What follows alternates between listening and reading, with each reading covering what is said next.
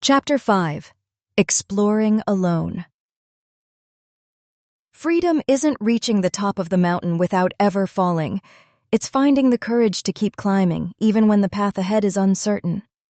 The gentle melody of her phone alarm drifted through the quiet hotel room, slowly pulling Phoebe from sleep.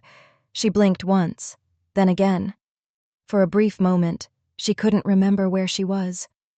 The ceiling above her was unfamiliar. The air carried a faint scent of fresh linen and coffee, and the silence felt different from home. Then it came rushing back. Seoul. Her heart fluttered. A smile spread across her face before she even realized she was smiling. "I'm really here." She whispered the words as though speaking too loudly might wake her from a dream. Reaching for her crutches beside the bed, she eased herself upright. The familiar rhythm echoed softly through the room. Tap, step, tap, step. She crossed to the window and gently pulled the curtains apart. Morning exploded into color. Golden sunlight spilled between the skyscrapers, bathing the city in a warm glow. Cars glided through the intersections below, while cyclists weaved effortlessly through traffic. Businessmen hurried towards the subway, students laughed as they crossed the street together, and on the corner below, an elderly woman carefully swept fallen cherry blossom petals from the pavement outside her tiny flower shop. The city wasn't rushing. It was breathing. Everything felt wonderfully alive. Phoebe rested one hand against the cool glass. "This is really my first morning in Korea." The words lingered in the room. 28 years. 28 years of waking up in Australia, the same bedroom, the same neighborhood, the same familiar voices. "Phoebe, breakfast's ready. Don't forget your medication. Be careful." Her parents had never meant to make her feel fragile. They simply loved her. Sometimes, love worried too much. But today, there was no one waiting outside her bedroom door. No one asking where she was going. No one watching every step she took. For the first time in 28 years, every choice belonged entirely to her. The thought settled gently inside her chest. It frightened her. And somehow, it made her feel lighter than she had in years. She caught her reflection in the window. The young woman staring back wasn't the frightened girl who had spent years wondering if the world only saw her crutches. She wasn't the university student who constantly worried about slowing everyone down. She wasn't the daughter who secretly questioned whether she was brave enough to chase her dreams. Standing before her was someone changing. Someone she was only beginning to discover. She smiled. "Well, I guess it's just you and me today." Outside, a flock of birds soared effortlessly across the bright blue sky before disappearing into the drifting white clouds. Phoebe watched until they were gone. For the first time in a very long time, she wondered if freedom felt something like this. Nearly an hour later, her backpack rested neatly on the bed. She checked everything carefully. Camera, phone, portable charger, passport, wallet, water bottle, pain medication. And finally, her little blue journal. She picked it up gently, running her thumb across its worn cover. It had been with her through university exams, hospital appointments, lonely nights, and impossible dreams.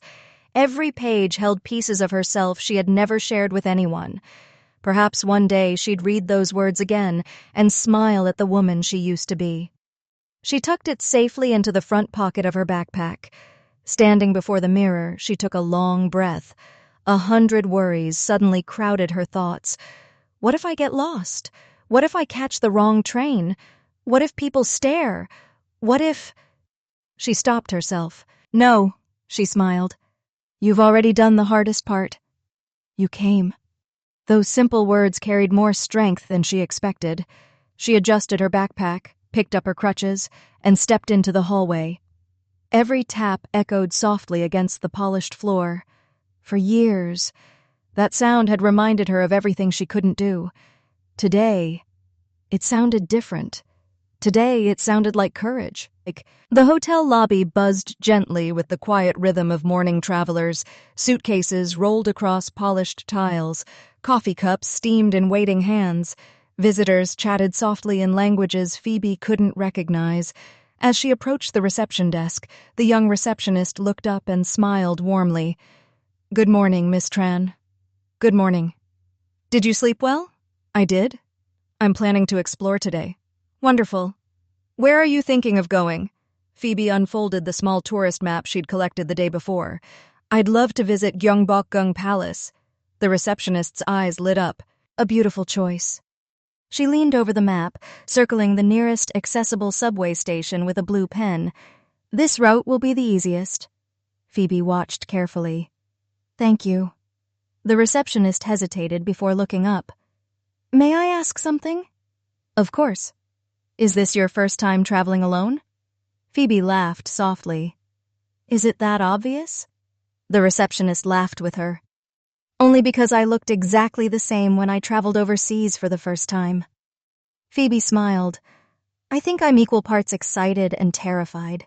"I understand." The receptionist folded the map before handing it back. "Korea isn't perfect. There are still places that aren't as accessible as they should be. I'm sorry if you experience any difficulties." Phoebe nodded. "I expected that." The receptionist smiled kindly. "But if today becomes difficult—" She paused. "Please don't think you're traveling alone." Something about those words settled quietly inside Phoebe's heart. She bowed deeply. "Thank you." As she walked towards the hotel doors, she realized something. Since arriving in Korea, every act of kindness had been quiet. No one made her feel different. No one made a fuss. People simply helped, then carried on with their day. She liked that. Very much.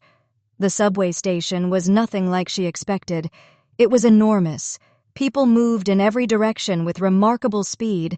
Announcements echoed overhead in Korean before repeating in English. Electronic signs flashed colorful train lines that twisted across the city like tangled ribbons. Phoebe stopped. For the first time since arriving in Seoul, she wasn't sure what to do. She unfolded the map. Blue line, green line, orange line. Everything seemed to cross everything else. Her confidence wavered. What if I board the wrong train? What if I end up somewhere completely different? Around her, everyone seemed to know exactly where they were going. She suddenly felt very small. Her fingers tightened around her crutches. Then, she remembered the receptionist's words. "Please don't think you're traveling alone." Taking a slow breath, she approached a station attendant. "Excuse me." The elderly man looked up immediately. His smile reached his eyes. "Can I help you?" "I think," she laughed nervously, "I'm a little lost." He chuckled kindly. "No problem." Instead of pointing across the station, he walked beside her. Together, they made their way through the crowds. He showed her the lift. He explained which platform she needed. He even waited until she could see the correct train arriving. Before leaving, he bowed politely. "Have a wonderful day." Phoebe bowed in return. "Thank you so much." As he disappeared into the crowd, she smiled to herself. Maybe traveling alone didn't mean having to figure everything out by herself. Maybe it simply meant having the courage to ask when she needed help. The train arrived with a soft whoosh. The doors slid open and Phoebe stepped inside, gripping her crutches a little tighter as people streamed around her. For a moment, she hesitated. The carriage was almost full. Instinctively, she prepared herself to stand. She had become used to it over the years. Sometimes people noticed, sometimes they didn't. Either way, she never expected anything. Before she could take another step, a young woman dressed in a navy business suit quietly stood. Without saying a word, she smiled and gestured towards her seat. "For you." Phoebe blinked. "Oh, thank you." The woman simply bowed politely before moving to stand beside the door, opening the novel she had been reading as though nothing unusual had happened. There was no awkward sympathy, no pity in her eyes. No one stared, no one whispered. The passengers simply continued with their morning. Phoebe slowly sat down. As the train pulled away from the station, she watched the city blur past the window. She realized something that made her heart unexpectedly warm. No one had looked at her as though she were fragile. They had simply made room for another person, not because they saw weakness, because they saw someone who deserved kindness. There was a difference, A beautiful difference. She smiled to herself as the train disappeared into another tunnel. Maybe that was why Seoul already felt strangely comforting. Not because people treated her differently, but because they didn't. Nearly 20 minutes later, the station announcement echoed through the carriage. Gyeongbokgung! Phoebe stepped onto the platform, following the signs towards the palace. As she emerged from the underground station, the city seemed to pause. Directly ahead of her stood the magnificent gates of Gyeongbokgung Palace. She stopped walking, her breath caught. The towering wooden gates rose proudly beneath an endless blue sky, their rich crimson pillars supporting sweeping rooftops painted in brilliant shades of emerald, sapphire, and gold. Beyond them, ancient palace buildings stretched gracefully across wide courtyards, while the mountains stood quietly in the distance, embracing the city as they had done for centuries. For a long moment, Phoebe forgot to breathe. So beautiful. She had seen photographs, travel videos, postcards. None of them had prepared her for standing here. History wasn't something she was looking at anymore. She was standing inside it. Slowly, she lifted her camera. Click. The grand entrance. Click. The colorful rooftops against the blue sky. Click. Children running across the courtyard dressed in bright hanbok, their laughter echoing through the palace grounds. Every photograph captured something different, yet somehow, none of them captured how the place made her feel. Peaceful, small, wonderfully alive. She wandered slowly through the palace, refusing to rush. There was beauty everywhere she looked. An elderly couple held hands as they admired a lotus pond. A little girl carefully twirled in her pink hanbok while her father laughed and took photographs. Tourists from all over the world spoke different languages, yet every face carried the same expression. Wonder. Phoebe smiled. Maybe beauty didn't need translating. Hours seemed to disappear without her noticing. The palace invited people to slow down, to breathe, to listen. Even the wind seemed gentler here. She followed a stone pathway that curved around one of the quieter gardens. Then she saw it. A small traditional pavilion rested beside a peaceful pond, reflected perfectly in the still water below. Sunlight shimmered across the wooden floor. It was breathtaking. It looked almost unreal. Phoebe's eyes lit up. This? She smiled to herself. I have to see this. She imagined sitting inside for a few minutes, listening to the breeze, writing a few thoughts in her journal, maybe taking one perfect photograph. It would probably become her favorite memory of the entire trip. She adjusted the strap of her backpack and made her way towards it. Closer, closer. Then she stopped. Her smile slowly faded. Between her and the pavilion were 3 stone steps, nothing more. No handrail, no ramp, no alternative path. Just 3 weathered steps that had stood there for hundreds of years. Phoebe stared at them. 3 steps, that was all. Children climbed them without slowing down. An elderly tourist paused only long enough to catch his breath before continuing. Couples laughed together as they reached the top. To everyone else, the steps were almost invisible. To Phoebe, they looked like a mountain. Her fingers tightened around the handles of her crutches. For a moment, the sounds of the palace faded into silence. She had traveled thousands of kilometers to reach this place. She had crossed an ocean, boarded an international flight by herself, found her way through one of the busiest subway systems in the world. Yet here she stood, stopped by 3 small pieces of stone. A familiar ache settled quietly inside her chest. Not anger, not embarrassment, just disappointment. The kind she had known since she was a little girl. The kind that whispered, "Maybe this place wasn't built for people like you." She lowered her eyes. Hospital corridors, school excursions, restaurants without ramps, buildings with no lifts. She thought she had left those memories behind. Yet somehow, 3 simple steps had brought every one of them rushing back. She took a slow breath. "It's okay," she whispered to herself. I've seen enough. But even as she said the words, her heart knew she didn't mean them. She wanted to stand inside that pavilion. She wanted to feel the breeze.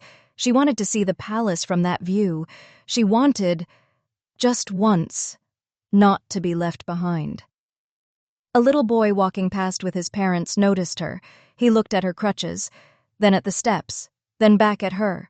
His small face frowned in quiet confusion. He tugged gently on his mother's sleeve. The woman looked up. Her eyes met Phoebe's. For just a second, nothing was said. But somehow, she understood. The little boy tugged gently on his mother's sleeve. She followed his gaze. Her eyes rested on Phoebe for only a moment before she noticed the stone steps. Then she understood.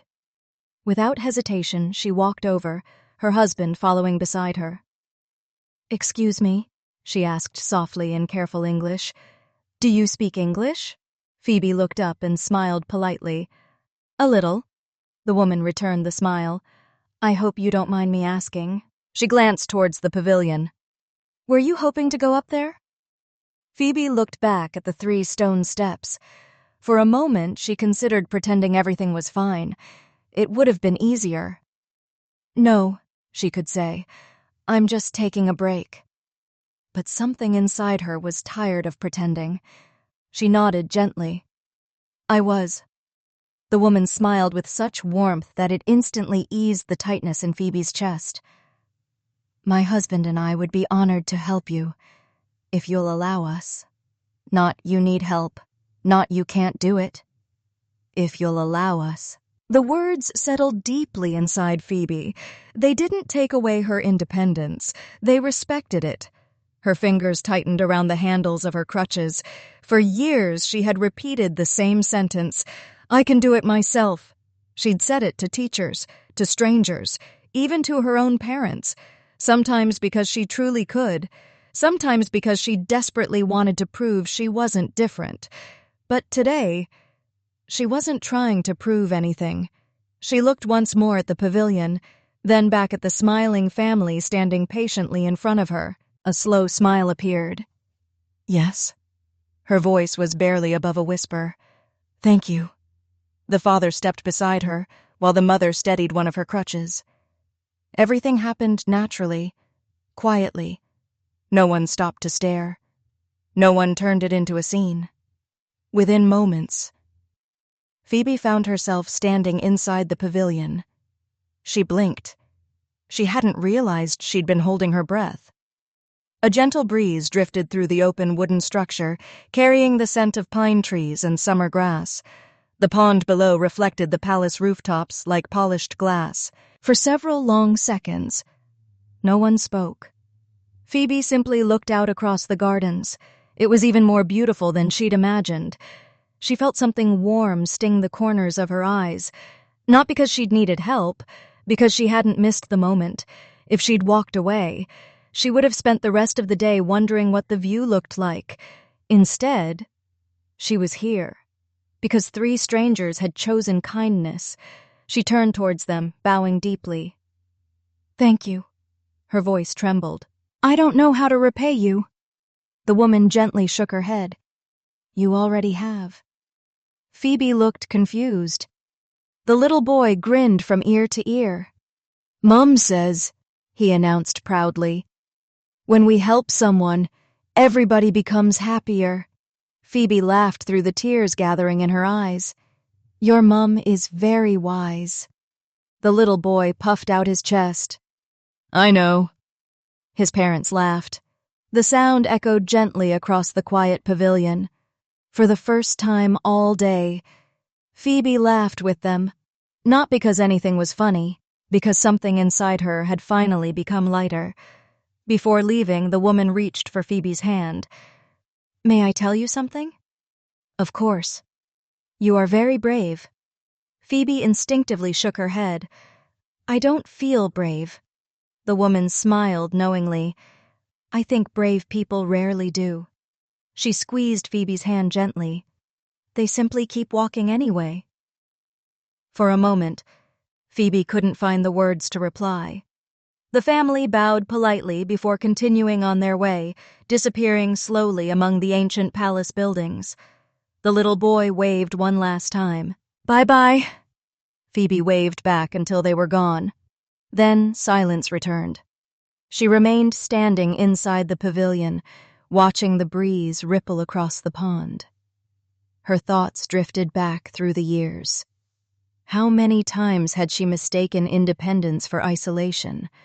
How many times had she refused help, not because she didn't need it, but because she was afraid people would see her as weak? She had spent years believing strength meant carrying every burden alone. But perhaps she had been wrong. Perhaps real strength wasn't refusing a helping hand. Perhaps real strength was accepting kindness without feeling ashamed. A single tear escaped before she quickly brushed it away. Not a tear of sadness. A tear of understanding. She reached into her backpack and pulled out her little blue journal. Leaning against one of the wooden pillars, she wrote only one sentence. "Today I learned that accepting kindness doesn't make me weaker. It reminds me I'm never truly alone." She stared at the words for a long time, then smiled. Closing the journal, she slipped it safely back into her backpack. As she left the pavilion, the 3 stone steps were still there. They hadn't changed, but somehow they no longer looked quite so tall. The afternoon sun had climbed higher into the sky, bathing the palace in a warm, golden glow. Phoebe wandered through the remaining gardens at an unhurried pace. She wasn't ticking destinations off a travel list anymore, she was collecting moments. The sound of children's laughter, the gentle rustle of leaves in the breeze, the distant rhythm of traditional drums from the changing of the guard. Every photograph she took now seemed different, not because the palace had changed, because she had. When she finally stepped back through the grand gates, she paused for one last look. This morning she had arrived hoping to discover Korea.